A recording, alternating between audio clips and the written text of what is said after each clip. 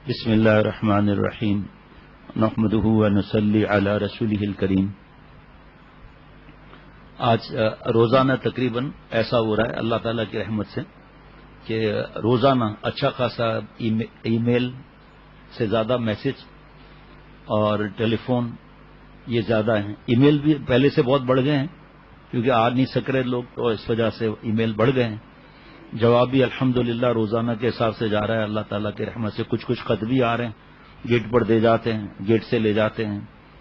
حالات کے لیے عقل مند آدمی دعا ہی کرے گا کہ اللہ تعالیٰ اپنی رحمت سے حالات کو اچھا کر دیں، بغیر استحقاق کہ اللہ ہمیں معاف فرما دے تھوڑا کم۔ تو اس میں آج تک کبھی اتنے میسج اور ٹیلی فون اتنے نہیں آئے، ای میل جتنے اس بار آ رہے ہیں۔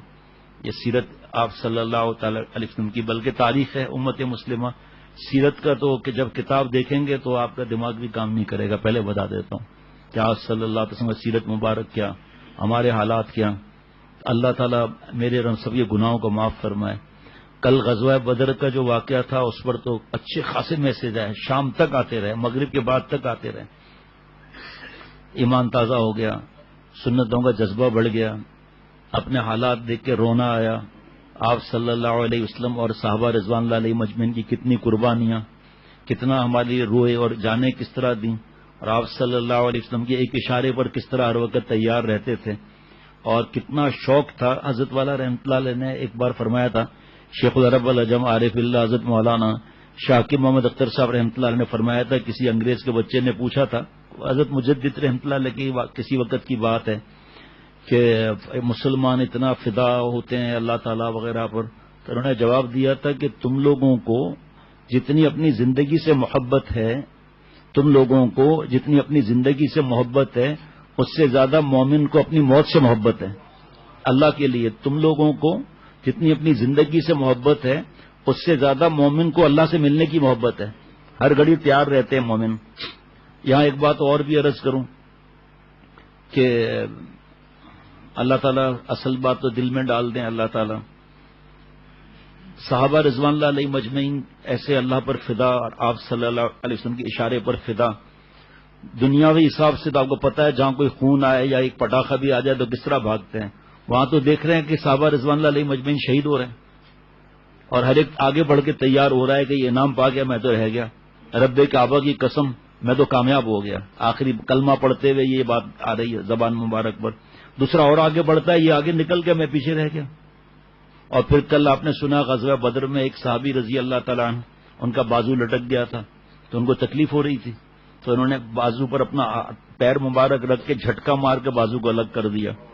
وہ تکلیف اور پھر اس جوش سے آگے بڑھنا، سامنے اللہ کی رضا، آپ صلی اللہ علیہ وسلم کی خوشی، آپ صلی اللہ علیہ وسلم کے آنکھوں کی چمک کہ آپ صلی اللہ علیہ وسلم خوش ہو گئے تو اللہ خوش ہو گئے، اللہ خوش ہو گئے تو آپ صلی اللہ علیہ وسلم خوش ہو گئے۔ تو ابھی جب صبح میں حاضر ہوا، داخل ہوا یہاں، تو اس وقت یہی بات ذہن میں گھوم رہی تھی۔ رات کو اور بھی باتیں آ رہی تھی کہ کاش یہ بیان ہو جاتا، کاش یہ بیان ہو جاتا۔ پھر حضرت فرماتے ہیں کہ بس یہ جواب دیا کرو، اللہ تعالیٰ نے جو بیان کروایا وہی مفید ہے، ہم کے لیے بھی سب کے لیے بھی۔ دل میں آیا کہ ہمارے ناخن کو اگر کچھ ہو جائے تو اس ناخن کو دیکھ کے ہم چیختے رہتے ہیں، اور اگر خدا نخواستہ ڈاکٹر کہیں کہ الگ کرنا ہے، پہلے اس کو سن کریں، پھر الگ کریں، پھر پٹی دیکھتے ہوئے روتے رہتے ہیں۔ اور یہاں کیا ہے، جھٹکا مار کے بازو ہی الگ کر دیا، اور کوئی ڈر خوف نہیں۔ مجھے کل رات سے اور آج سارا دن بھی حدیث پاک یاد آ رہی ہے، مفہوم ہے۔ آپ صلی اللہ علیہ وسلم نے فرمایا کہ ایک وقت آئے گا جب یہ یہود و نصارہ تم پر ایسے ٹوٹیں گے جیسے بھوکھا روٹی بٹ آتا ہے۔ اے نبی صلی اللہ علیہ وسلم، کیا ہم اس وقت کم ہوں گے؟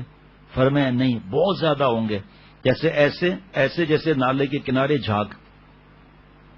اے محبوب صلی اللہ علیہ وسلم، وجہ دنیا کی محبت، موت کا خوف، موت کا خوف۔ اگر گناہ چھوڑ دیے تو مر جائیں گے، زکات دیے تو ہارٹ فیٹ ہو جائے گا، فلمیں چھوڑی تو سارے حرام بدماشیاں مزے ختم ہو جائیں گے، یہ وجہ ہے۔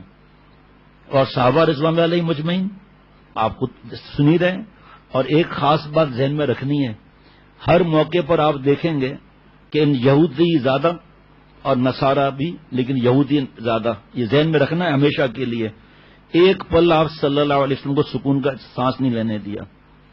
ابھی بھی لوگ جاتے ہیں نا مکہ شریف سے مدینہ شریف، تھک جاتے ہیں. اس وقت کس طرح ان ظالموں نے وہ راستے طے کر کے بار بار تنگ کرنے آتے تھے. اور یہ بھی ابھی جب بات ہوگی تو ذہن میں یہ رکھیے گا کہ آپ صلی اللہ علیہ وسلم نے معاہدہ کیا تھا جس پر آس پاس کے یہودوں نے سب نے دستخط کیے تھے. یاد ہوگا نا وہ معاہدہ جس میں آپ صلی اللہ علیہ وسلم کے پاس سب آئیں گے، ہم مدد کریں گے، کسی دشمن کو نہیں گھسنے دیں گے. ہر موقع پر بدعہدی، ہر موقع پر تکلیف پہنچانا، ہر موقع پر آپ صلی اللہ علیہ وسلم کو پریشان کرنا، اور سب آپس میں کہہ رہے ہیں حق یہی، ایک ہماری چودراہٹ ختم ہو جائے گی بھائی. ہم کو لوگ جو پوچھتے ہیں کہاں پوچھیں گے.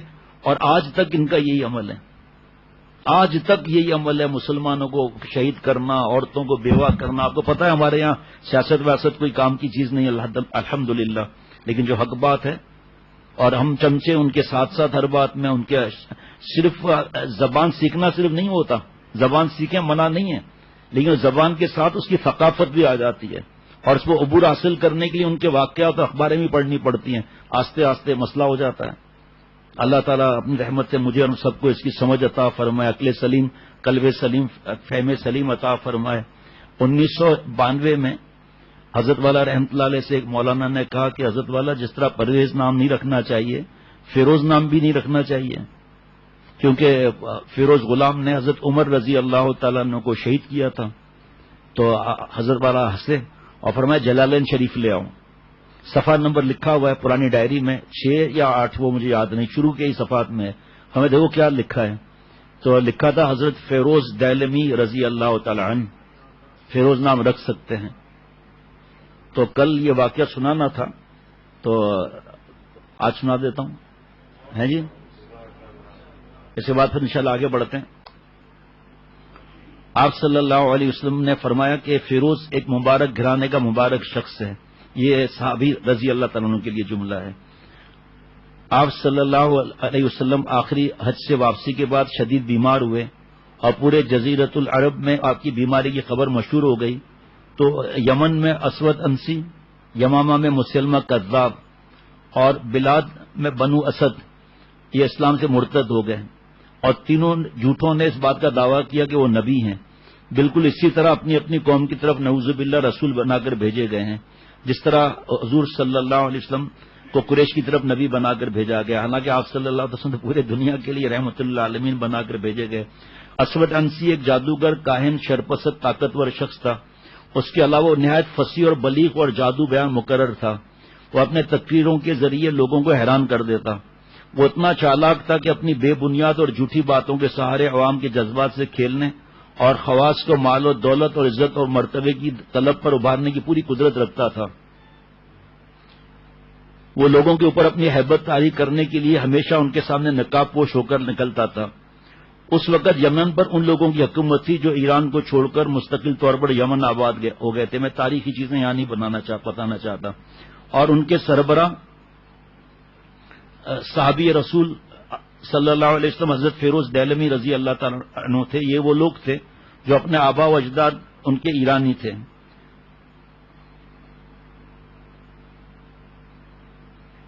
ان تاریخیں نے وطن کے سردار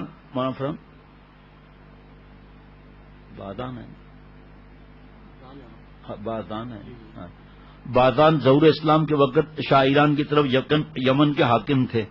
جب رسول اللہ صلی اللہ علیہ وسلم کی سچائی اور ان کی دعوت کی برتری ان پر سامنے واضح ہو گئی تو انہوں نے ایران کے بادشاہ کی اطاعت کا پھندا اپنے گردن سے اتار پھینکا اور اپنے قوم سمیت اللہ کے دین میں داخل ہو گئے.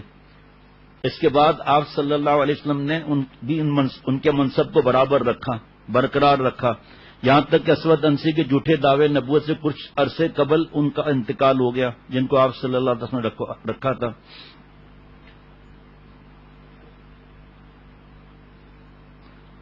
اسود انسی کی دعوت پر لوگوں نے لبیک کہا جھوٹے نبوت کے دعویٰ کرنے والے پر. اس نے صنعاء پر حملہ کیا اور اس کے حاکم شہر بن بازان کو قتل کر کے ان کی بیوہ آزاد سے شادی کر لی. یہ حضرت فیروز دہلوی رضی اللہ تعالیٰ عنہ چچا کی بیٹی تھی. زبردستی اس نے بدماشی کر لیا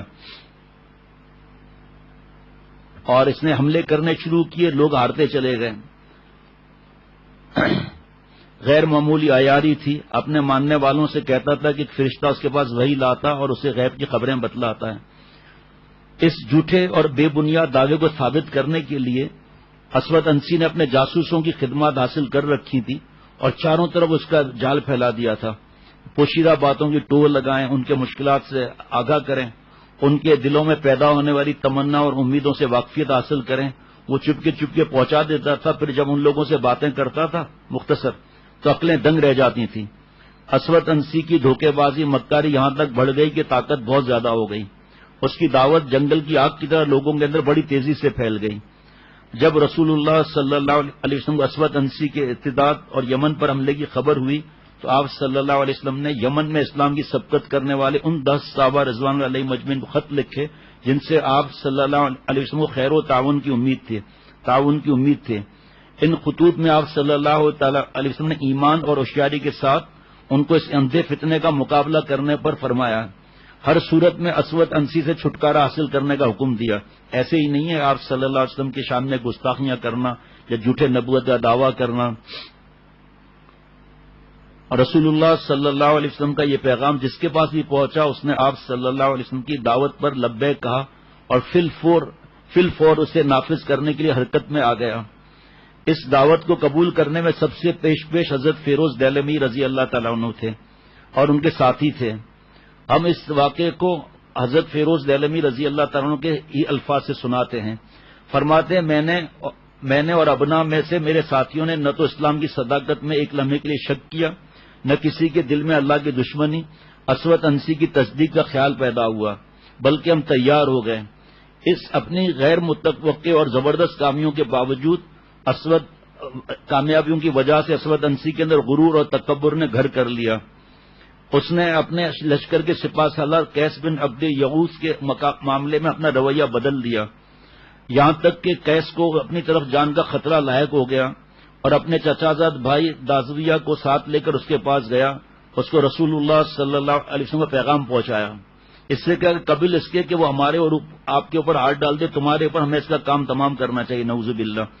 اس نے ہماری دعوت کو خوشی کے ساتھ قبول کر لیا اور ہمارے سامنے اپنے دل کی باتیں ظاہر کرتے ہوئے ایسا محسوس کیا جیسے ہم غیبی مدد کی شکل میں اس کے اوپر آسمان سے اترے ہیں۔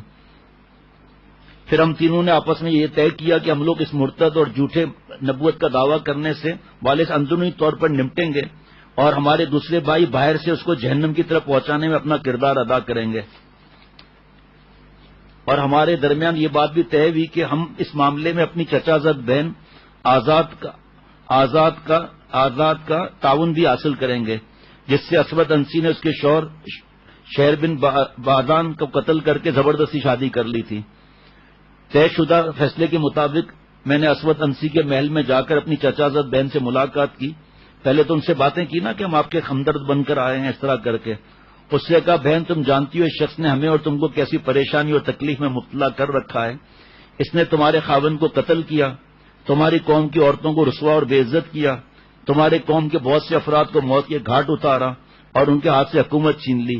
یہ رسول اللہ صلی اللہ علیہ وسلم کا خط ہے جس میں آپ صلی اللہ علیہ وسلم نے تمام اہل یمن اور خصوصیت کے ساتھ ہم لوگوں کو اس فتنے کے خاتمے کا حکم دیا ہے، کیا تم اس میں ہماری ساتھ تعاون کر سکتی ہو؟ انہوں نے عرض کیا کہ میں کس چیز میں تمہارے ساتھ تعاون کروں؟ میں نے جواب دیا اس کے نکالنے میں۔ اس نے جواب دیا نہیں بلکہ اس کے قتل میں۔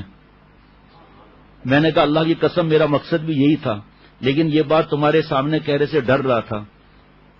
قسم اس ذات کی جس نے محمد صلی اللہ علیہ وسلم کو بشیر اور نذیر بنا کر بھیجا ہے، میں ایک لمحے کے لیے بھی اپنے دین کی حقانیت اور اس کے صداقت کے متعلق شک و شبے میں مبتلا نہیں ہوئی ہوں، اور اللہ تعالیٰ نے ایسا کوئی آدمی پیدا نہیں کیا جو میرے نزدیک اس شیطان سے زیادہ قابل نفرت ہو۔ اللہ کی قسم جب سے میں نے اس کو دیکھا ہے اس کے بارے میں اس کے سوا کچھ نہیں جانتی کہ یہ ایک فاجر اور بدکار شخص ہے جو نہ کسی حق کی رعایت کرتا ہے نہ کسی گناہ کے کام سے باز رہتا ہے۔ میں نے پوچھا حضرت فیروز دہلوی رضی اللہ تعالیٰ عنہ نے ہمارے لیے اس کو قتل کرنے کی کیا صورت ہوتی ہے؟ عرض کیا چچا زاد بہن نے وہ نہایت محتاط ہے، اپنی حفاظت کے لیے اس نے سخت پہرے کا انتظام کر رکھا ہے، محل میں کوئی جگہ ایسی نہیں جس کو اس کے چوکیداروں نے اپنے گھیرے میں نہ لے رکھا ہو، البتہ اس دور والے کمرے کی جس میں کوئی نہیں رہتا نگرانی کا کوئی انتظام نہیں ہے۔ اس کی پشت پر ایک بیابان جنگل ہے تم رات کے اندھیرے میں اس کمرے میں چھلانگ لگاؤ، اس میں تم کو اسلحہ اور چراغ ملے گا، وہیں تم مجھے بھی اپنے انتظار میں پاؤ گے، پھر اس کمرے میں داخل ہو کر اس کو قتل کر دینا جس میں یہ سوتا ہے۔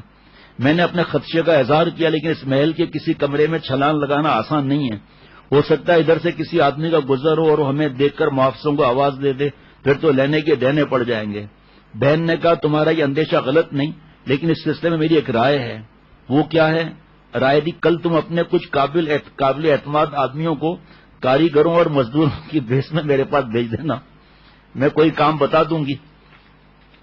ان سے کہہ کر اندرونی جانب سے کمرے کی دیوار میں کچھ سوراخ کروا دوں گی، اس طرح سوراخ کرنے کا کام بہت تھوڑا سا بچ جائے گا، جس کو تم لوگ باہر سے معمولی کوشش کر کے مکمل کرو گے۔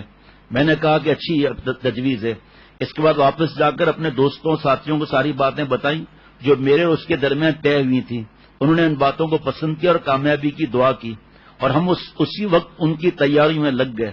ہم نے اپنے معاونین میں سے خاص مسلمانوں کو خفیہ لفظ بتایا، ان کو تیار رہنے کی تاکید کی، اور ہم نے اس کے لیے صبح کا وقت طے کیا۔ جب رات کی تاریکی پورے ماحول پر پھیل گئی تو وقت مقرر پر میں اپنے دونوں ساتھیوں سمیت چھلانگ لگانے کی جگہ پہنچ گیا۔ ہم اس دیوار کو مکمل کھود کر کمرے میں داخل ہو گئے اور چراغ روشن کر کے ہتھیار سنبھالا جو نے رکھ دیا تھا، اور اس اللہ کے دشمن کے خاص کمرے کی طرف چل پڑے۔ میری چچا کی بیٹی پہلے ہی سے اس کے دروازے پر کھڑی تھی، اس نے مجھے اشارہ کیا اور میں بے دھڑک اس میں داخل ہو گیا۔ وہ گہری نیند میں خرانٹے لے رہا تھا۔ میں نے تلوار کی دھار اس کے گردن پر رکھ کر زور لگایا۔ پہلے تو وہ بیل کی طرح ڈاکرا آیا، پھر ذبح شدہ اونٹ کی طرح تڑپا۔ محافظوں نے اس کی آواز سنی تو یہ کہتے ہوئے اس کے بستر کی طرف دوڑے، کمرے کی طرف، یہ کیسی آواز ہے؟ میری چچا کی بیٹی ان کو واپس بھیجتے ہوئے کہا، کچھ نہیں، اللہ کے نبی پر وہی نازل ہو رہی ہے، تم لوگ اپنی جگہوں پر واپس جاؤ۔ اس کے بعد ہم لوگ محل کے اندر ہی رہے۔ جب صبح طلوع ہوئی تو میں نے ایک دیوار پر چڑھ کر اذان دینا شروع کر دی، اللہ اکبر اللہ اکبر، اذان دینا شروع کر دی۔ اور پھر اس کے اذان کے بعد ہمارا خفیہ جملہ تھا، وہ زور سے اعلان کیا، وَأَشْهَدُ أَنَّ الْأَسْوَدَ الْعَنْسِيَّ كَذَّابٌ، یہی خفیہ لفظ تھا۔ اس کو سنتے ہی مسلمان ہر طرف سے محل کی طرف بڑھے اور محافظ اذان کی آواز سن کر اس کی طرف لپکے اور دونوں فریق آپس میں ٹکرا گئے۔ پھر میں نے اسود انسی کا سر دیوار سے نیچے پھینک مارا، جس کو دیکھ کر اس کے حامی کمزور پڑ گئے، ان کی ہمتیں ٹوٹ گئیں، اور مسلمانوں نے نعرہ تکبیر کے ساتھ دشمنوں پر ایک زوردار حملہ کر دیا، اور طلوع آفتاب سے پہلے ہی سارا معاملہ نپٹ گیا۔ دن ہوا تو ہم نے رسول اللہ صلی اللہ علیہ وسلم کی خدمت میں اللہ کے دشمن کے قتل کی خوشخبری پر مشتمل خط بھیجا۔ جب قاصد یہ بشارت لے کر مدینہ پہنچا تو معلوم ہوا کہ آج رات کو آپ صلی اللہ علیہ وسلم نے پردہ فرما لیا۔ ساتھ ہی ان کو یہ بات بھی معلوم ہوئی کہ وحی کے ذریعے آپ صلی اللہ علیہ وسلم کو اسود انسی کے قتل کی بشارت اسی رات مل گئی تھی جس میں وہ قتل کیا گیا۔ آپ صلی اللہ علیہ وسلم نے فرمایا صحابہ رضوان علیہ مجمعین سے کہ اسود انسی کو گزشتہ رات قتل کر دیا گیا، اس کو ایک مبارک گھرانے کے مبارک شخص نے قتل کیا۔ جب آپ صلی اللہ علیہ وسلم سے دریافت کیا گیا کہ اے اللہ کے رسول صلی اللہ علیہ وسلم وہ کون شخص ہے، تو آپ صلی اللہ علیہ وسلم نے فرمایا فیروز، پھر فرمایا فاز فیروز کامیاب ہو گیا۔ اب یہ بات کتنے عرصے سے حضرت والا سے سنی ہوئی تھی، کتنے عرصے سے، وہ پرانی ڈائری میں نکلا جب یہ میں نے کہا اس میں بھی اس نے لا کر دیا مولانا نے پرانے پرچے، میں نے کہا یہ تو پرچے آ جائیں گے، اس میں بات اب مختصر لکھی ہوئی ہے۔ حضرت وہاں یوسف لدھیانوی صاحب شہید رحمۃ اللہ علیہ کتاب ہے ماہ نبوت، جو ہے وہ ماہ اور سال بسال، تو میں نے کہا وہ تو مختصر ہے، مجھے پتا ہے۔ پھر میں نے ایسا کہا لاؤ دیکھوں تو صحیح، تو اس میں حضرت سے تاریخ نہیں لکھی ہوئی، لیکن واقعہ میں نے پورا مولانا زاہد محمود سے پوچھوا کر پھر بیان کر رہا ہوں۔ مسند عمر ہرمازی کی روایت ہے کہ حضرت عمر بن خطاب رضی اللہ تعالیٰ عنہ نے فیروز دہلمی رضی اللہ تعالیٰ عنہ کو خط لکھا جس کا مضمون یہ ہے کہ جو ہی میرا خط پہنچے فوراً میرے پاس آ جاؤ۔ چنانچہ فیروز رضی اللہ عنہ حضرت عمر رضی اللہ عنہ کی خدمت میں حاضر ہوئے اور اجازت طلب کی۔ حضرت عمر رضی اللہ عنہ نے اجازت دی، لیکن اندر داخل ہونے میں قریش کے ایک نوجوان نے مزاحمت کر دی۔ فیروز رضی اللہ عنہ نے ہاتھ اٹھا کر ایک تماچا دے مارا۔ قریشی حضرت عمر رضی اللہ تعالیٰ عنہ کے پاس خون آلود ناک لیے ہوئے داخل ہوا یہ تھوڑا جملہ آپ نے کم لکھا ہے اس میں بھائی، اس میں تو کم جملہ لکھا ہے، بہرحال مجھے یاد تھا میں نے کہہ دیا۔ قریشی حضرت عمر رضی اللہ عنہ کے پاس خون آلود ناک لیے داخل ہوا۔ حضرت عمر رضی اللہ عنہ نے پوچھا یہ کس نے کیا؟ جواب دیا فیروز دیلمی نے، اور وہ دروازے پر کھڑے ہیں۔ حضرت عمر رضی اللہ عنہ نے فیروز رضی اللہ عنہ کو داخل ہونے کی اجازت دی، وہ اندر داخل ہوئے۔ حضرت عمر رضی اللہ عنہ نے پوچھا ہے فیروز یہ کیا معاملہ ہے؟ جواب دیا امیر المومنین آپ نے مجھے داخل ہونے کی اجازت دی اور اسے اجازت نہ دی، وہ میری اجازت سے قبل داخل ہونا چاہتا تھا تو پھر مجھ سے وہی ہوا جس کی آپ کو خبر ہوئی، اقرار کر دیا کہ میں نے مارا ہے۔ حضرت عمر رضی اللہ عنہ نے فرمایا تم سے قصاص لیا جائے گا، یہ ہے ہمارا دین۔ اس سے پہلے ایک واقعہ اور ہے، وہ پتہ نہیں کب کسی اور جگہ واقعہ ہے، وہ بھی عجیب و غریب واقعہ ہے۔ تو وہ ایک مسلمان تھا، اس نے جو ہے وہ اٹھا کے ٹکرایا اس سے، عمرہ کر رہا تھا تو اس کا پیر آ گیا، وہ بہت بڑا تھا مالدار آدمی تھا، پیر آ گیا تو اس کی لنگی کھل گئی طواف میں ہی، تو اس نے مارا خوب ان کو۔ حضرت عمر رضی اللہ تعالیٰ کے پاس واقعہ آیا، حضرت عمر رضی اللہ تعالیٰ نے فرمایا بدلہ لینا پڑے گا، تمہیں بھی اسی طرح مارے گا یہ۔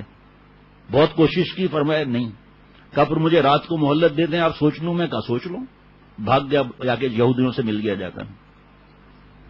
فیروز رضی اللہ عنہ بولے کیا اس کے سوا کوئی چارہ کر ہے؟ فرمایا اس کے سوا کوئی چارہ کر نہیں۔ فیروز رضی اللہ عنہ گھٹنوں کے بل بیٹھ گئے اور نوجوان قصاص لینے کے لیے کھڑا ہو گیا۔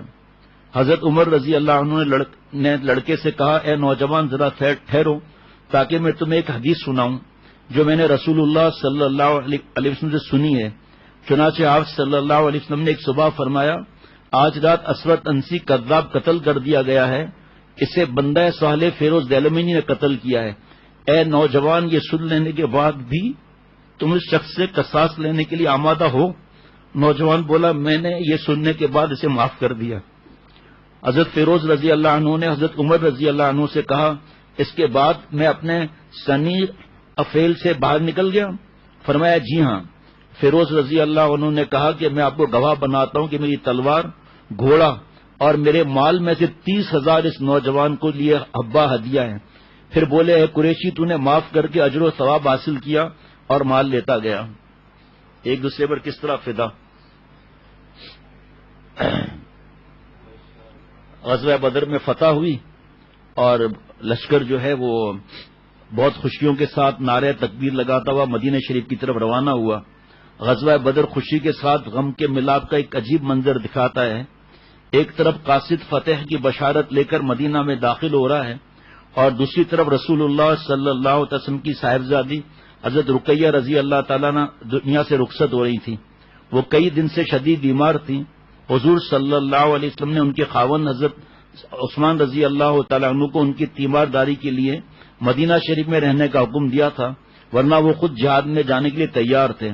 نبی اکرم صلی اللہ علیہ وسلم تکبیر بلند کرتے صحابہ رضوان اللہ علیہ مجمعین کے ساتھ مدینہ منورہ میں داخل ہوئے تو آپ کی لاڈلی بیٹی کو بقی کی ٹھنڈی خاک میں دفن کیا جا رہا تھا۔ کہ عمل دیکھیں، اتباع دیکھیں۔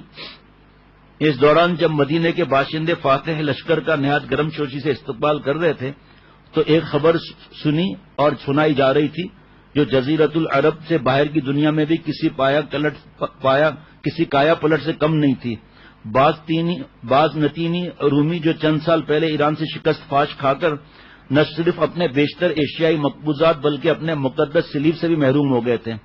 آپ کو یاد ہوگا جو حضرت ابو بکر صدیق رضی اللہ تعالیٰ عنہ نے اونٹوں کا فرمایا تھا، آپ صلی اللہ علیہ وسلم نے فرمایا تھا وقت بڑھا دو۔ ایک بار پھر اپنے نئے جوان ہرکل کی کمان میں شام اور عرب کی سرحدوں پر عمرانیوں سے جا ٹکرائے تھے۔ اس خبر سے مسلمانوں کی مسرت دوبالا ہو گئی، کیونکہ اس واقعے کی پیشگوئی قرآن کریم چند سال پہلے عین اس وقت کر چکا تھا جب رومی شکست کھا کر ایشیا سے بھاگ نکلے تھے اور بظاہر ان کے دوبارہ جیتنے کی امید نہیں تھی۔ حضرت کا واعظ ہے یہ مواعظ حسنہ میں، صرف انہی چند آیتوں پر بیان ہے پوری تفصیل کے ساتھ، بہت مختصر واعظ ہے، ٹھیک ہے جی، حقانیت اسلام کے نام سے۔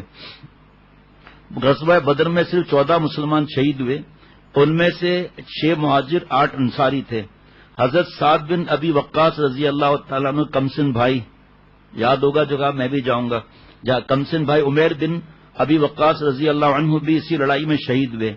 عبیدہ بن حارث رضی اللہ تعالی عنہ جو عتبہ سے لڑتے ہوئے شدید زخمی ہوئے تھے، جنگ کے اختتام پر واپسی کے سفر پر جام شہادت نوش کیا، آپ صلی اللہ علیہ وسلم نے اپنے مبارک ہاتھوں سے قبر میں اتارا۔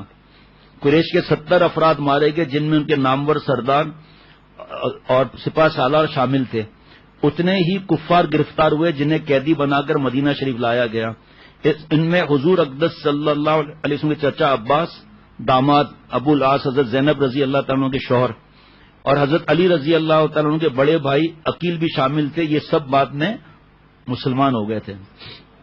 نبی اکرم صلی اللہ علیہ وسلم نے قیدیوں کے بارے میں مشورہ فرمایا تو حضرت ابو بکر رضی اللہ عنہ نے عرض کیا کہ یا رسول اللہ، یہ لوگ آپ کے خاندان اور قوم کے ہیں، میری رائے کہ فدیہ لے کر انہیں چھوڑ دیا جائے، اس طرح ہم اپنی طاقت میں اضافہ کریں گے، یہ توقع بھی ہے کہ ہمارے حسن سلوک سے یہ لوگ ایمان لے آئیں۔ نبی اکرم صلی اللہ علیہ وسلم نے حضرت عمر رضی اللہ عنہ سے پوچھا تمہاری کیا رائے ہے؟ وہ بولے اے اللہ کے رسول، ان لوگوں نے آپ کو جھٹلایا، وطن سے نکالا، جنگ کی، اس لیے میری رائے یہ کہ ان قیدیوں میں جو میرے رشتہ دار ہیں انہیں میرے حوالے کر دیں، میں اپنے ہاتھوں سے انہیں قتل کروں گا۔ عقیل کو ان کے بھائی علی کے اور عباس کو ان کے بھائی حمزہ کے حوالے کر دیا جائے تاکہ سب کو معلوم ہو جائے مشرکوں کے لیے ہمارے دلوں میں کوئی جگہ نہیں ہے۔ حضور اکرم صلی اللہ علیہ وسلم نے اس وقت خاموشی اختیار فرمائی۔ کچھ دیر کے بعد حکم دیا کہ قیدیوں کو فدیہ لے کر چھوڑ دیا جائے۔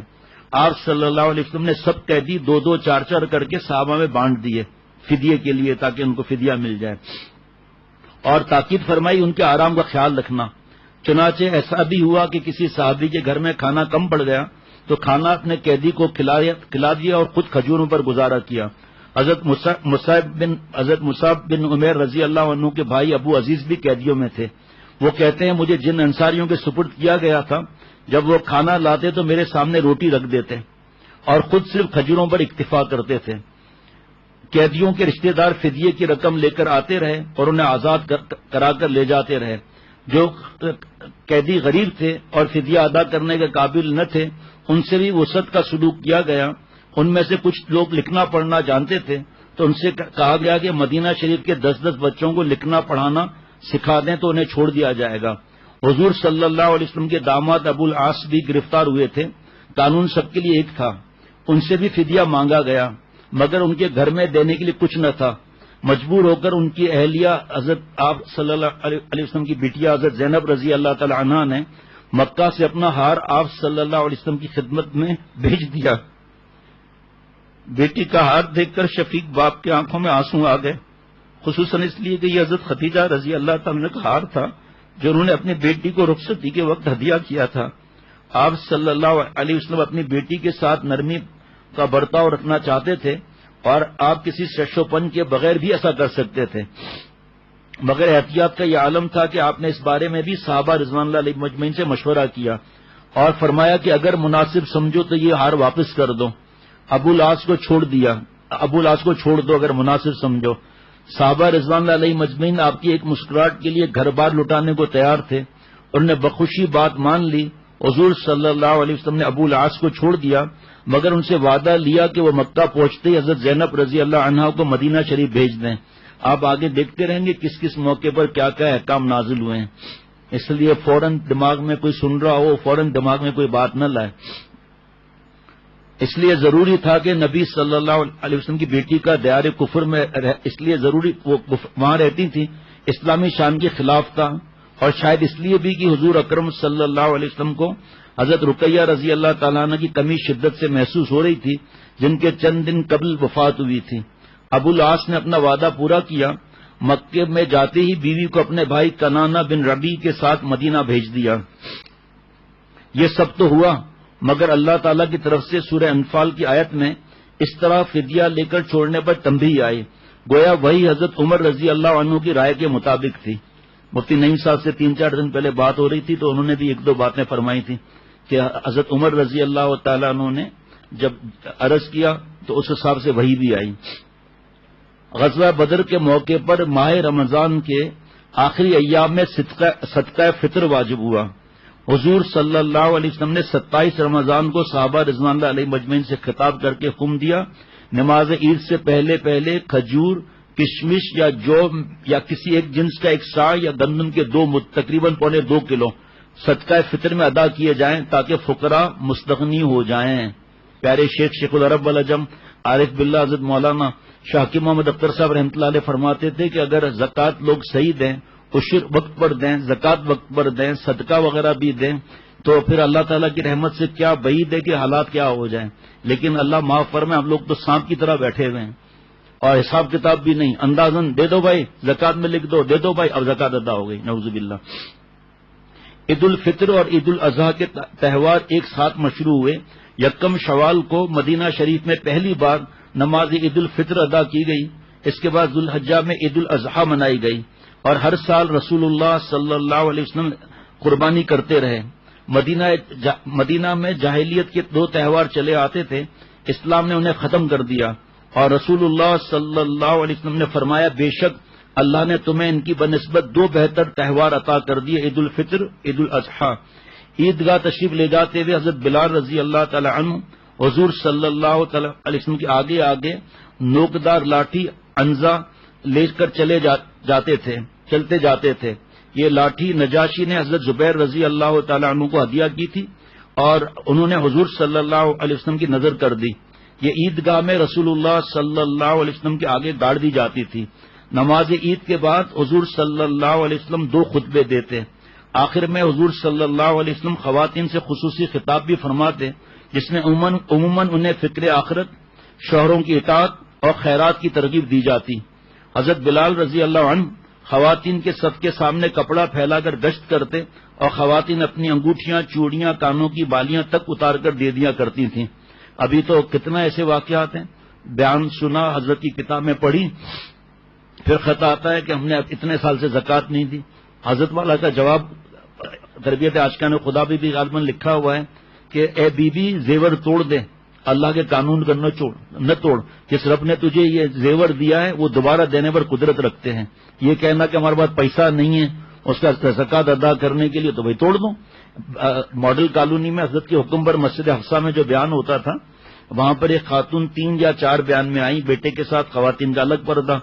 پھر وہ ان کا بیٹا کچھ دنوں کے بعد ایک لفافہ لایا، اس میں بڑھیا کا خط تھا، لکھا تھا کہ 33 برس کی زکوٰۃ پوچھ کر مفتی صاحبان سے وہاں ریٹ وغیرہ لے کر جو بھی طریقہ ہے، اور 33 برس کی زکوٰۃ انہوں نے ادا کی ماشاءاللہ۔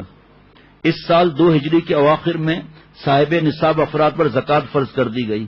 زکوٰۃ ایسی عبادت ہے جس کے ذریعے بندہ عملی طور پر اس بات کا اظہار کرتا ہے کہ اس کے پاس جو کچھ ہے وہ اللہ کا دیا ہوا ہے، اور اللہ کے حکم پر وہ اس کے دیے ہوئے مال کو اس کی رضا کے لیے بخوشی خرچ کرنے پر آمادہ ہے۔ حضرت والا فرماتے تھے ارے بھائی 1 لاکھ پر 2500 ہیں، رکھنا تھا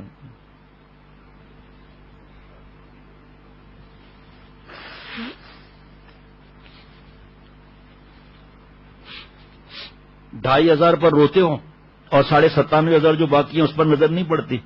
تو یہ اللہ تعالیٰ کو خوشی کے لیے حیات المسلمین میں چند احادیث مبارکہ لکھی ہیں زکوٰۃ نہ دینے کے بارے میں وعید ہیں، جس میں ایک یہ بھی ہے، مفہوم عرض کرتا ہوں کہ جو سونا چاندی ہوتے ہوئے زکوٰۃ نہیں دیتا تو اس کی تختیاں بنائی جائیں گی اور گرم کر کے داغی جائیں گی پیشانی پر، کندھوں پر، وہ ٹھنڈی ہو جائیں گی پھر گرم کر کے داغی جائیں گی۔ سانپ کا مجھے نام یاد نہیں ہے، بہت زہریلا سانپ ہے، اس کو ڈھنک مارے گا اس کو، اور پھر مرنے کے بعد کیا ہوگا؟ جہاں دین کی سمجھ نہیں ہے وہ تو جھگڑے ہوتے رہیں گے، جہاں دین کی سمجھ بھی ہے وہ تقسیم ہو جائے گا۔ ایسے واقعات 2-3 آئے حضرت کے زمانے میں کہ والد نے زکوٰۃ ادا نہیں کی، زکوٰۃ ہوتے ہوئے زکوٰۃ ادا نہیں کی، اس کا انتقال ہو گیا، بیٹوں میں جائیداد تقسیم ہوئی، تو حکم تو یہ ہے کہ جتنا قرضہ ہو اس کو اتار دیا جائے، باقی جو بچے جو فدیے کی نصیحت کی بس جو بھی ہے مسائل علماء بتائیں گے۔ تو جو اس کے ذمے ہے نہیں دی زکوٰۃ تو زکوٰۃ کس طرح دینی ہے، لکھنا وغیرہ کچھ بھی نہیں، تو ان لڑکوں نے جائیداد تقسیم کر دی، آپس میں جائیداد تقسیم کر دی، اور زکوٰۃ بس جو دیں گے، وہ جب والد صاحب نے زندگی میں زکوٰۃ نہیں دی تو اولاد کہاں سے دے دیں گے، وہ بھی تقسیم کر لی آپس میں کہ یہ زکوٰۃ تم دیا کرو گے۔ اور عجیب بات ایک بتاؤں اس موقع کی، یہ اس سے تو مناسبت نہیں ہے لیکن بہت ضروری بات ہے، ہمارے یہاں حضرت والا سے ملنے کے بعد الحمدللہ اللہ نے بہت سی چیزوں سے اللہ نے بچایا، اللہ بچایا بیوی۔ ایک ہمارے یہاں خرچی کہتے ہیں جو نیوتا بھی کہا جاتا ہے، اس کو لکھا جاتا ہے اور اس کے بھائی فلانے نے 500، اس زمانے میں 10 روپے. حضرت والا کے ملاقات سے 5-8 سال پہلے غلام محمد بھائی اور اقبال بھائی کو جو 10 روپے ملے تھے نا، وہ لینے آئے میرپور خاص سے کہ تمہارے وہ 10 روپے دیے تھے ابھی تک ملے نہیں ہمیں واپس. چیک کرایہ اس وقت شاید 30-40 روپے بھر کے آئے ہوں گے. اس طرح تو وہ قرضہ ہوا نا، وہ کیونکہ واپسی کا ہے نا، تو قرضہ ہوا. اور بغیر شرعی عذر قرضہ لینا اور قرضہ ادا نہ کرنا، کیونکہ جب شادی ہوگی جب دیا جائے گا نا، اس کا تو انتقال ہو گیا. تو انہوں نے وہ خرچی جو ہے نا، یہ تو ہمارے علاقے کی بات ہے، وہ جو خرچی واپس میں تقسیم کر دی کہ یہ دینا ہے یا نہیں کی وہ مجھے یاد نہیں. والد صاحب کے انتقال کے بعد ان کے شادی ہوئی، وہ آئے گا بھائی یہ 500 روپے یا 800 روپے، یہ 5-6 رقم آپ کی ہمیں ملی نہیں، ہمارے یہاں شادی ہوئی. تو بدتمیز کہتا ہے کہ تم نے دیا کس کو تھا یہ خرچی؟ ہمارے یہاں خرچی بولتے ہیں. تو کہ تمہارے والد صاحب کو دی تھی، مجھے تو نہیں دی تھی نا. کبھی شادی تو بھائی سوال یہ ہے کہ آپ نے مجھے دی تھی؟ نہیں. ایسا بدتمیز کہتا ہے جاؤ قبرستان جا کر لے لو. ہم سمجھتے ہیں بس بیانات کر لیے باقی سب چھٹی، کوئی ایسی بات ہی نہیں ہے. باقی ایک ایک سانس اللہ تعالیٰ پر فدا کرنا، وہ سب اس میں سنت بھی آ جائے گی، شریعت کی اتباع بھی آ جائے گی. مال کی محبت طبعی طور پر انسان میں موجود ہے، مگر جب یہ بڑھ جائے تو پھر یہی بوجھ بن جاتی ہے. زکوٰۃ اس زہریلے مادے کی اخراج کا بہترین ذریعہ ہے. زکوٰۃ کے ذریعے معاشرے کے پریشان حال اور ضرورت مند لوگوں کی امداد ہوتی ہے. محتاج اور بے کس افراد اپنے پیروں پر کھڑے ہو جاتے ہیں. وہی جب دیا جائے تو والی بات ہے نا. زکوٰۃ معاشرے میں دولت کے پھیلاؤ کو روک کر اسے نچلے طبقات تک پھیلا دیتی ہے. اور ابھی کیا ہے، امیر امیر تر، غریب غریب تر. اللہ ہم سب کی حفاظت فرمائے. ابھی جو ہے وہ کل یا پرسوں میں نے عرض کیا تھا کہ کسی کے حالات کیا ہیں، کسی کے کیا حالات ہیں، اور جس کو دیکھو راشن پہنچاؤ راشن پہنچاؤ. میں نے کہا بھائی ہمارے کو یہ پریشان مت کریں، آپ راشن پہنچاؤ راشن پہنچاؤ. ابھی ایسے ایسے واقعات ہیں کہ راشن گھر میں موجود ہے، دوائی کے پیسے نہیں. ابھی 1 یا 2 گھر تھے یا 3 یا 2 مجھے یاد نہیں، ان کا راشن کا مسئلہ تھا. اللہ تعالیٰ نے پہلے ہی دیتے آ رہے ہیں، لیکن ابھی تھوڑا زیادہ تھا تو اللہ نے توفیق عطا فرمائی. ان کو آئے ہی نہیں لینے کے لیے. ان کو پیغام بھیجا کہ بھائی آپ تو کہہ رہے تھے راشن کی پریشانی ہے، راشن رکھو، آئے ہی نہیں. کہا کہ وہ کرائے کے پیسے نہیں ہیں. اب ہمارے پاس رکھے کھانے کے، ان کو دے دیں ہم کھانے کے، جس نے جس مد میں دیا ہے. لیکن ہم جب دوپہر کو بیٹھا تھا، میں کھانے پر ہم بیٹھے تھے تو مفتی نعیم صاحب کو یہ باتیں بتا رہا تھا. تو مفتی نعیم صاحب نے فرمایا کہ یہ بالا کوٹ کا زلزلہ آیا تھا، اس وقت جو بھی حالات ہوئے، جیسے بھی ہوئے، لوٹ مار بھی ہوئی، اور اس دن مفتی صاحب فرما رہے تھے کہ چوڑیاں پہنی ہوئی تھی، ان ظالموں نے بازو کاٹ کے چوڑیاں اتاری ہیں. ایسے ایسے حالات، ظالموں کو رحم نہیں آیا. اچھا، اور ایسے موقع پر جی وہ یہ پہنچاؤ وہ پہنچاؤ، لیکن جس کام سے اللہ تعالیٰ خوش ہوں اور آپ صلی اللہ علیہ وسلم خوش ہو، ہے دین کا کام. اور لائنیں لگی ہوئی ہیں، پتہ نہیں کتنی بڑی بڑی لائنیں لگی ہوئی ہیں، پیشاور کھڑے ہوئے ہیں، دھکے آ رہے ہیں، اور وہاں رش لگا ہوا ہے، کوئی مسئلہ نہیں. لیکن مدارس جہاں سے دین پھیلا، جو ہم تک دین آیا، اور آگے کے معاملات ہیں، اب یہ مسجدیں بند ہیں، مدرسے بند ہیں. کسی کو اگر آتے تھے جمعے کی نماز میں دل میں ہمت بھی دے دیا، دیکھا کہ مدرسہ کھلا ہوا ہے، وہاں جا کر بیٹھا ہوا آدمی، ان کو دے دیا. اب یہ تو بند ہے. اس کی طرف سوچنے والے کتنے ہیں؟ یہ تو کھانے پینے کے لیے تو لائن لگی ہوئی ہے لوگوں کی. او بھائی اتنے کو راشن دو، اتنے کو راشن دو، وہ پیسے بھیج رہے ہیں، وہ پیسے بھیج رہے ہیں. منع نہیں ہے، ایسے سفید پوش ہیں، منع نہیں ہے سفید پوش کا دھیان جا کر. لیکن جو آئے بس لائنیں لگی ہوئی ہیں، کون آ رہا ہے اور آپ کیا، اس بار تو مجھے نہیں پتا، اس سے پہلے ایسے واقعات آئے، موویاں بن رہی ہیں، ہم نے اتنے کو دیا اتنے کو دیا. تو مدارس بند ہیں، مساجد بند ہیں، کون اس طرف دھیان دینے والا؟ ابھی اتنا اسٹاک تھا ہمارے پاس حضرت والے کتابوں کا، وہ اچھا خاصا نکلا. اب آگے 11 شعبان 12 شعبان ہو گئی ہے ابھی تاریخ، پھر رمضان شریف کتنا قریب ہے اور مدارس بند ہیں. اللہ تعالیٰ مجھے اور سب کو دین کی سمجھ عطا فرمائے. حضرت والا رحمۃ اللہ علیہ کے وقت کی بات یاد آ رہی ہے. یہ قرآن شریف، شہید قرآن شریف پر 8-8 10-10 بچے پڑھ رہے ہیں. فرمایا جو قرآن شریف ہدیہ کرے ایسے علاقوں میں، آپ بتاؤ اللہ اور حضور صلی اللہ علیہ وسلم کو کیا پسند آئے گا؟ یہ جو دین کے لیے اتنی تکلیفیں اٹھا رہے ہیں آپ صلی اللہ علیہ وسلم، اور اتنے صحابہ کو زخم لگ رہے ہیں، شہید ہو رہے ہیں، کس لیے؟ اللہ کا دین پورے دنیا میں پھیل جائے. اس کا پیارے شیخ فرماتے ہیں جو فرماتے تھے کہ تمہارے خاندان میں کوئی اگر بہت مسکین ہے، بہت ایسا ہے، اس کو زکوٰۃ دے دو، پہلے اس کا حق ہے، لیکن اس کے بعد سب سے بڑھ کر اور سب سے بہترین جگہ مدارس ہیں، کیونکہ وہاں سے آپ صلی اللہ علیہ وسلم کو خوشی ہوگی، دین پھیل رہا ہے، حدیث پاک کے شاگرد پیدا ہو رہے ہیں، دنیا بھر میں پھیل رہے ہیں، ملک بھر میں پھیل رہے ہیں، اس طرف دھیان نہیں ہوتا۔ جیسے ہمارے یہاں ہے زیادہ تو وہ ہے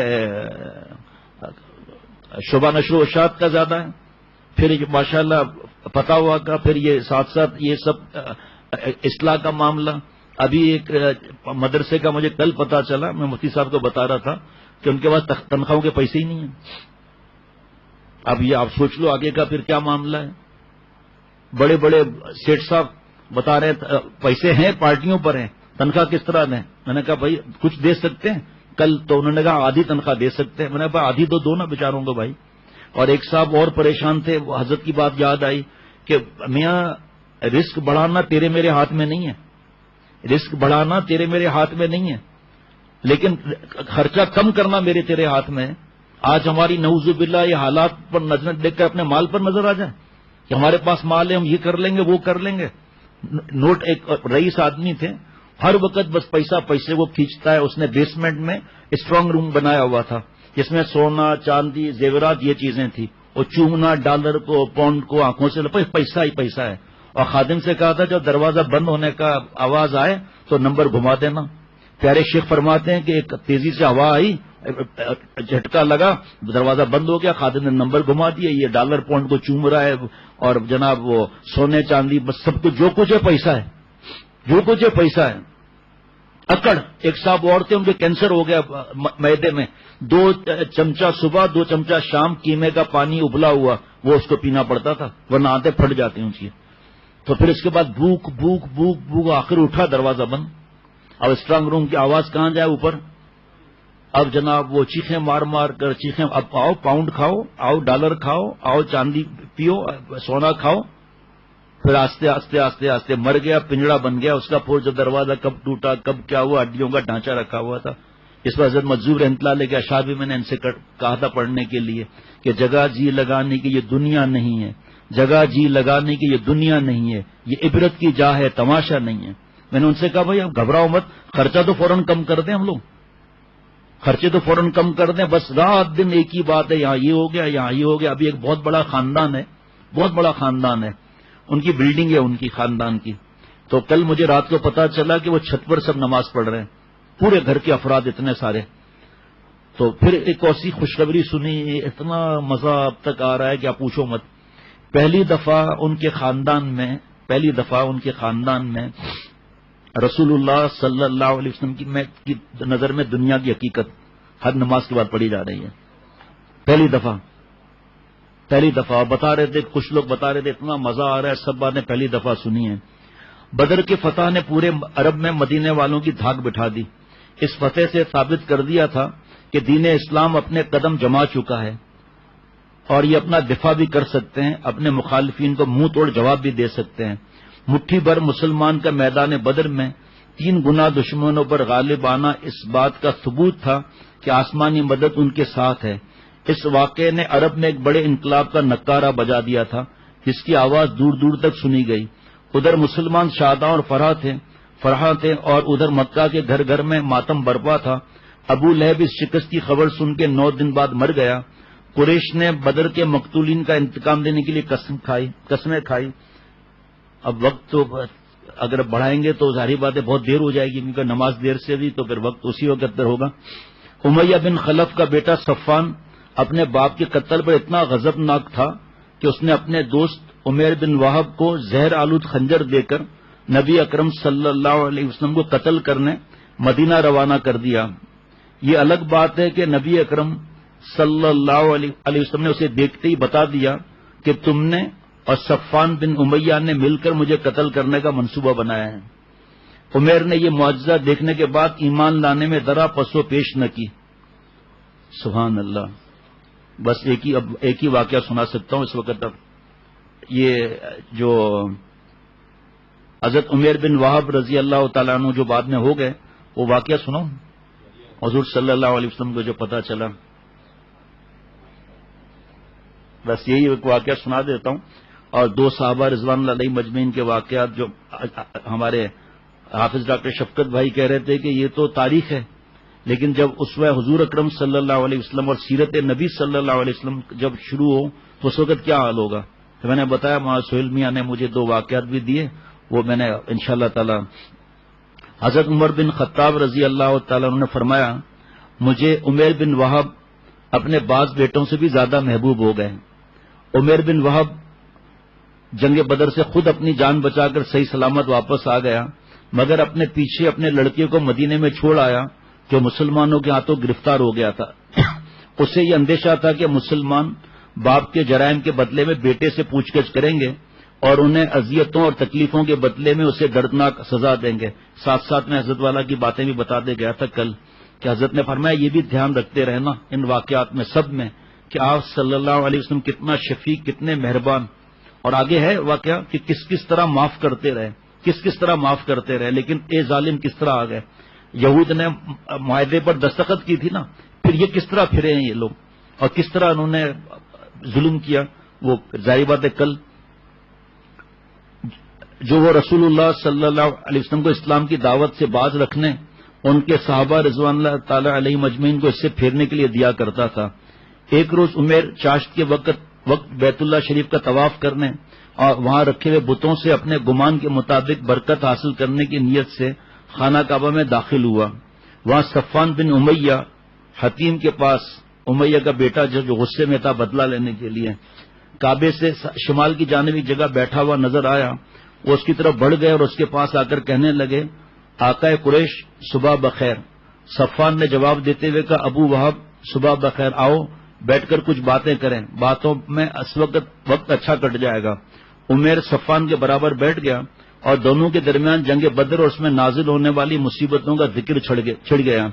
وہ اپنے قیدیوں کو شمار کر رہے تھے جو محمد صلی اللہ علیہ وسلم اور ان کے صحابہ رضوان علیہ مجمعین کے ہاتھوں گرفتار ہو گئے. صفوان نے ٹھنڈی سانس لیتے ہوئے کہا اللہ کی قسم ان لوگوں کے بغیر اب زندگی میں کوئی لطف باقی نہیں رہا. عمیر نے تائید میں کہا اللہ کی قسم تم بالکل صحیح کہہ رہے ہو.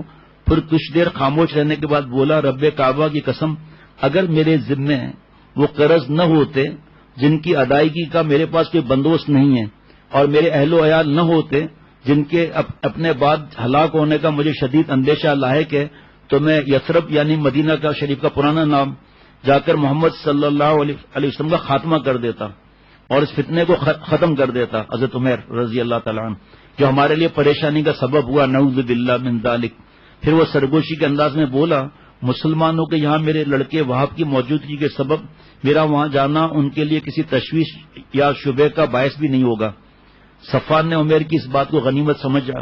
وہ نہیں چاہتا تھا کہ ہاتھ آیا ہوا یہ بہترین موقع ضائع ہو، اس لیے عمیر کو خطاب کرتے ہوئے بولا عمیر تم اپنا سارا قرض میرے اوپر چھوڑ دو، چاہے وہ جتنا بھی ہو میں اسے تمہاری طرف سے ادا کر دوں گا اور تمہارے اہل و عیال کو اپنے اہل و عیال میں شامل کر کے زندگی بھر ان کی پوری کفالت کرتا رہوں گا. میرے پاس جو دولت ہے وہ ان سب کے گزر بسر کے لیے کافی ہے، وہ اسے خوشحالی اور فراخی کے ساتھ زندگی گزار سکتے ہیں. عمیر نے صفوان کو رازداری کی تاکید کرتے ہوئے کہا ہماری اس آپس کی گفتگو کا اپنے تک ہی محدود رکھنا، دوسرے کو آگاہ بھی نہ کرنا. صفوان نے کہا میں تمہارے لیے اس کا ذمہ لیتا ہوں. عمیر مسجد سے اٹھ کر باہر آیا. اس کے دل میں رسول اللہ صلی اللہ علیہ وسلم کے خلاف بغض اور کینے کی آگ بھڑک رہی تھی. وہ اپنے ناپاک منصوبے کی تکمیل کے لیے ضروری انتظامات میں مشغول ہو گیا. کسی کو بھی نہیں بتایا، کسی کو شبہ بھی نہ ہو.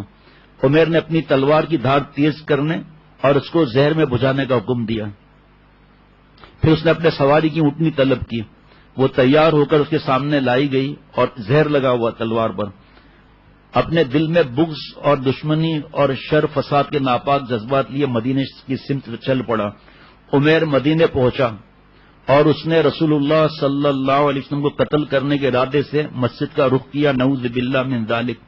جب وہ مسجد کے دروازے کے پاس پہنچا تو اس نے اپنی اونٹنی کو بٹھایا اور اس سے نیچے اتر آیا. اس وقت حضرت عمر بن خطاب رضی اللہ تعالیٰ عنہ چند صحابہ رضوان علیہ مجمعین کے ساتھ مسجد کے دروازے کے قریب ہی بیٹھے ہوئے آپس میں جنگ بدر اور اس میں قتل ہونے والے قریشیوں اور ان کے قیدیوں کا تذکرہ کر رہے تھے. وہ مہاجرین اور انصار کے کارناموں کو یاد تازہ کر رہے تھے، اللہ تعالیٰ کے احسان کو یاد کر رہے تھے. اور جس رب نے دشمنوں کی ذلت آمیز شکست کی شکل میں ان پر عذاب نازل فرمایا۔ اچانک حضرت عمر رضی اللہ تعالیٰ عنہ کی توجہ بدلی اور ان کی نظر عمیر بن وہب پر پڑی، جو اپنے سواری سے اتر کر تلوار لٹکائے مسجد کی طرف جا رہا تھا۔ یہ منظر دیکھ کر گھبرا اٹھے اور یہ کہتے ہوئے بھاگے، یہ کتا اللہ کا دشمن عمیر بن وہب ہے، اللہ کی قسم یہ کسی برے ارادے سے آیا ہے، اللہ کی قسم یہ کسی برے ارادے سے آیا ہے۔ یہی مکہ میں مشرکین کو ہمارے خلاف بھڑکاتا تھا اور جنگ بدر سے پہلے ہمارے خلاف جاسوسی کیا کرتا تھا۔ پھر انہوں نے اپنے ساتھ بیٹھے ہوئے لوگوں سے فرمایا، تم لوگ فوراً رسول اللہ صلی اللہ علیہ وسلم کے پاس پہنچ جاؤ اور آپ صلی اللہ علیہ وسلم کو چاروں طرف سے گھیرے میں لے لو اور ہوشیار رہنا کہ یہ خبیث مکار کوئی دھوکہ نہ کر دے۔ پھر وہ خود لپکے حضور صلی اللہ علیہ وسلم کی خدمت میں پہنچے۔ کیا کل غزوہ بدر کی بات پر جو دوستوں نے رات میسج بھیجے، وہ تصور میں جو واقعات آ رہے تھے نا، یہ بھی کیسا ماشاءاللہ۔ اے اللہ کے رسول صلی اللہ علیہ وسلم، یہ اللہ کا دشمن عمیر جو تلوار سے مسلح ہو کر آیا ہے، مجھے یقین ہے یہ ضرور کسی برے ارادے سے آیا ہے۔ رسول اللہ صلی اللہ علیہ وسلم نے ان کی یہ باتیں سن کر فرمایا، ایسے میرے پاس لے آؤ۔ حضرت عمر رضی اللہ تعالیٰ عنہ نے عمیر کے پاس پہنچے اور اس کو گریبان سے پکڑ لیا، پھر اس کی گردن کو تلوار کے تسمے میں پھنسا کر رسول اللہ صلی اللہ علیہ وسلم کے پاس لائے۔ حضور صلی اللہ علیہ وسلم نے اس کو اس حال میں دیکھا تو فرمایا، عمیر قریب ہو جاؤ۔ پھر آپ صلی اللہ علیہ وسلم نے عمیر کی طرف متوجہ ہوتے ہوئے اسے اور قریب آنے کا اشارہ کیا۔ اس نے آپ صلی اللہ علیہ وسلم کے نزدیک جا کر جاہلیت کے طریقے سے سلام کیا۔ آپ صلی اللہ علیہ وسلم نے فرمایا کہ اے عمیر، اللہ تعالیٰ نے ہم کو تمہارے سلام سے بہتر سلام سے نوازا ہے، اللہ تعالیٰ نے ہم کو اس سلام سے نوازا ہے جو اہل جنت کا طریقہ سلام ہے۔ عمر نے کہا، واللہ آپ ہمارے طریقہ آداب سے زیادہ دور نہیں، ابھی کچھ دن پہلے آپ کے سلام کرنے کا بھی یہی طریقہ تھا۔ آپ صلی اللہ علیہ وسلم نے دریافت فرمایا، اے عمیر تم یہاں کس غرض سے آئے ہو؟ عمیر نے بہانہ بنایا اور کہا، اس قیدی کی رہائی کی امید لے کر آیا ہوں جو آپ کے قبضے میں ہے، آپ اس کو رہا کر کے میرے اوپر احسان کیجیے۔ آپ صلی اللہ علیہ وسلم نے اس کے دل کا چور پکڑتے فرمایا، پھر تمہارے گردن میں یہ تلوار کیسی لٹک رہی ہے؟ اس نے ایک اور پردہ ڈالنا چاہا، اللہ ان تلواروں کا برا کرے، کیا جنگ بدر کے روز یہ ہمارے کسی کام آ سکی؟ آپ صلی اللہ علیہ وسلم کو اس کی بات پر اعتبار نہیں کیا اور فرمایا، اے عمیر سچ سچ بتاؤ تمہارے یہاں آنے کا مقصد کیا ہے؟ اس نے ایک بار پھر سفید جھوٹ بولا، میں واقعی صرف اسی کام سے آیا ہوں۔ رسول اللہ صلی اللہ علیہ وسلم نے اس کی سازش کا راز فاش کر دیا، فرمایا کہ نہیں، صحیح بات یہ کہ تم اور صفوان بن امیہ حجر اسود کے پاس بیٹھے تھے اور تم نے قریش کے ان مقتولین کا ذکر کیا جو بدر کے گھڑے میں ڈال دیے گئے تھے۔ پھر تم نے کہا کہ اگر میرے اوپر قرض کا بوجھ اور اہل و عیال کی کفالت کی ذمہ داری نہ ہوتی تو میں یثرب میں جا کر محمد صلی اللہ علیہ وسلم کا کام تمام کر دیتا، نعوذ باللہ من ذالک۔ تو صفوان نے اس شرط پر کہ تم مجھے قتل کر دو گے، تمہارے قرضوں کی ادائیگی اور تمہارے اہل و عیال کی کفالت کی ذمہ داری اپنے سر لے لی، لیکن یاد رکھو تمہارے اور تمہارے ناپاک ارادے کے درمیان اللہ تعالی حائل ہے۔ یہ سن کر تھوڑی دیر کے لیے عمیر بن وہب بالکل ہکا بکا رہ گیا، پھر بول اٹھا، میں گواہی دیتا ہوں کہ واقعی آپ اللہ کے رسول ہیں صلی اللہ علیہ وسلم۔ یا رسول اللہ، ہم آپ کے بیان کردہ آسمانی خبروں اور آپ کے اوپر نازل شدہ وحی کو نہیں مانتے تھے، لیکن میرے اور صفوان کے مابین طے شدہ اس منصب کو میرے اور اس کے علاوہ کوئی نہیں جانتا تھا۔ اللہ کی قسم اب مجھے اس بات کا یقین ہو گیا کہ ہمارے خفیہ منصوبے کی خبر اللہ تعالیٰ نے آپ کو دی ہے۔ اللہ کا شکر ہے کہ وہ مجھے یہاں کھینچ لایا تاکہ مجھے دولت ایمان سے سرفراز فرمائے۔ پھر وہ کلمہ شہادت پڑھتے ہوئے دائرہ اسلام میں داخل ہو گئے۔ تب رسول اللہ صلی اللہ علیہ وسلم نے صحابہ رضوان اللہ علیہ مجمعین سے فرمایا، اپنے بھائی کو دین سکھاؤ، اسے قرآن کی تعلیم دو، اس کے قیدی کو آزاد کر دو۔ حضرت عمیر بن وہب رضی اللہ تعالی عنہ کے اسلام لانے پر تمام صحابہ رضوان اللہ علیہ مجمعین بہت خوش ہوئے، یہاں تک کہ حضرت عمر رضی اللہ تعالی عنہ نے فرمایا، جس وقت عمیر بن وہب رسول اللہ صلی اللہ علیہ وسلم کے پاس آیا تھا وہ میرے نزدیک خنزیر سے بھی بدتر تھا، لیکن آج وہ مجھے میرے بعض بیٹوں سے بھی زیادہ محبوب ہے۔ حضرت عمیر مدینہ شریف میں رک گئے، وہاں رک کر اسلامی تعلیمات کے ذریعے اپنے لیے رہنمائی حاصل کرتے، قرآن کے نور سے اپنے دل کو منور کرتے اور اپنی زندگی کے بارونق اور مطمئن ترین ایام گزارتے۔ اس مدت کے دوران صفوان بن امیہ اپنے دل کو جھوٹی امیدوں سے بہلاتا رہا، جب بھی اس کا گزر قریش کے مجلسوں کی طرف ہوتا وہ ان کو خوشخبری کہتے ہوئے بتاتا ان قریب تمہارے پاس ایک ایسی اہم اور خوشخبری آنے والی ہے جو بدر کے حادثے کے اثرات کو تمہارے دلوں سے مٹا دے گی. لیکن جب اس کا انتظار بہت لمبا ہو گیا تو آہستہ آہستہ پریشانی بے چینی میں بڑھنے لگی اور لمحہ ب لمحہ اس کی بے قراری اور پریشانی میں اضافہ ہوتا گیا، گویا جیسے وہ آگ کے انگاروں پر لوٹ پوٹ ہو رہا ہو. وہ مدینے کی طرف سے آنے والے ہر مسافر سے حضرت عمیر بن وہب رضی اللہ عنہ کے بارے میں دریافت کرتا، مگر کسی کے پاس اس کے سوال کا تسلی بخش جواب نہیں ہوتا. آخر ایک مسافر نے آ کر اس کو اطلاع دی کہ عمیر نے تو اسلام قبول کر لیا. یہ خبر صفوان بن امیہ پر بجلی بن کر گری، کیونکہ اس کو اس بات کا پکا یقین تھا عمیر ہرگز اسلام قبول نہیں کر سکتا، چاہے روئے زمین پر بسنے والا ہر شخص مسلمان ہو جائے. ادھر حضرت عمیر رضی اللہ تعالیٰ عنہ برابر اپنے دین کا علم حاصل کرتے رہے، جب تک ممکن ہو سکا اپنے رب کے کلام کو حفظ کرتے رہے. پھر ایک روز رسول اللہ صلی اللہ علیہ وسلم کی خدمت میں حاضر ہو کر عرض کیا کہ اے اللہ کے رسول صلی اللہ علیہ وسلم، ماضی میں ایک طویل مدت تک میں خدا کے نور کو بجھانے کی کوشش میں لگا رہا اور دین اسلام کو قبول کرنے والوں کو سخت قسم کی تکلیفیں دیتا رہا. جو بھی اسلام قبول کرتا میں اسے ہر طرح کی تکلیفیں پہنچاتا. اب میں چاہتا ہوں کہ آپ صلی اللہ علیہ وسلم مجھے مکہ مکرمہ جانے کی اجازت مرحمت فرمائیں تاکہ وہاں جا کر میں قریش کو اللہ اور اس کے رسول پر ایمان لانے کی دعوت دوں. اگر وہ میری دعوت قبول کر لیں گے تو یہ ان کے حق میں بہتر ہوگا، لیکن اگر انہوں نے میری اس دعوت کو قبول کرنے سے انکار کیا تو میں ان کو بھی بت پرستی اور انکار اسلام کے جرم میں ویسے ہی تکلیفیں دوں گا جیسے اصحاب رسول صلی اللہ علیہ وسلم کو اسلام قبول کرنے پر دیا کرتا تھا. آپ صلی اللہ علیہ وسلم نے اجازت دی اور اجازت پا کر مکہ آئے، شریف آئے اور صفوان بن امیہ کے گھر آ کر ان سے کہنے لگے اے صفوان، تمہارا شمار مکہ معظمہ کے بڑے اور قریش کی عقل و دانش والے لوگوں میں ہوتا ہے. کیا واقعی تم یہ سمجھتے ہو ان پتھروں کی عبادت اور ان کے لیے قربانی کرنے کا جو طریقہ تم لوگوں نے اختیار کیا ہے وہ عقل کی روح سے زندگی گزارنے کا صحیح طریقہ ہے؟ میں تو درست نہیں سمجھتا. اس بات کی گواہی دیتا ہوں کہ اللہ کے سوا حقیقت میں کوئی معبود نہیں اور محمد صلی اللہ علیہ وسلم اللہ کے رسول ہیں. پھر حضرت عمیر بن وہب رضی اللہ تعالی عنہ مکہ مکرمہ میں دعوت اللہ کے کام میں لگ گئے اور بڑی تعداد میں لوگ ان کے ہاتھ پر مشرف با اسلام ہوئے. اللہ تعالیٰ حضرت عمیر رضی اللہ تعالی عنہ کو بہترین اجر سے نوازے اور ان کی قبر کو نور سے بھر دے. ربنا تقبل منا انک انت السمیع العلیم. اللہ تعالیٰ اپنی رحمت سے مجھے اور ہم سب کو عمل والا بنا دے.